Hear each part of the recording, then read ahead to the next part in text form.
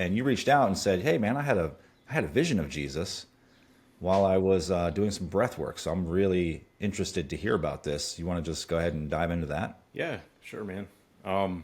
So I went to Costa Rica for a men's retreat shortly after I had left GA.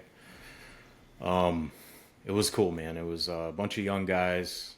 We're all like, they're learning how to step into their masculine, which was great. It was like a little container for that.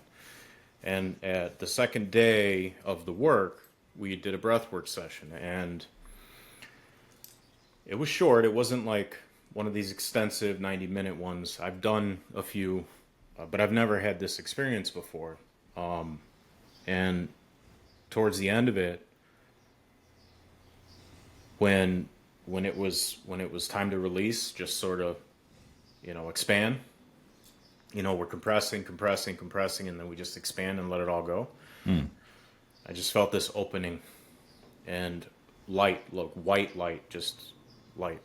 But right after the light came darkness. It was dark, pitch, and Jesus appeared before me, and I saw him on the cross, like this, and he was looking at me, and I just started to feel that suffering, but it was okay. It wasn't like, like, oh my God, like, no, it was beautiful. It's so hard to describe what that feeling was. But beyond that, just beyond that, like right after, like Jesus, all of a sudden, like I saw me appear behind him, like walk forward. But it wasn't me now, it was me as a child. Hmm. It was like 10 or 11, and I just like I just embraced that feeling.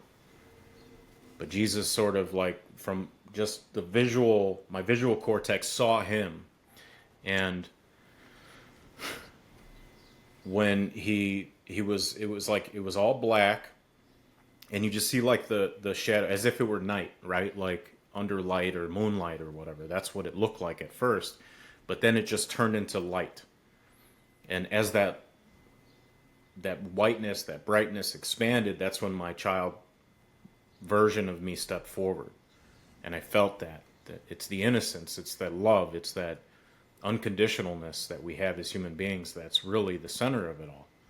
And I remember the wonder and the joy and the innocence, Hmm. and like, yeah, man. And ever since then, everything has just been different for me, you know? Very But interesting. So, a couple things I wanted to ask about this. First of all, the vision, was it like starkly clear, technicolor, or like hazy, kind of no, it was very crystal. clear? Yeah. And how would you describe your relationship with the Jesus figure, in terms of a connection or a religion or anything like that prior to this experience? Oh, what? Yeah, really interesting. Um,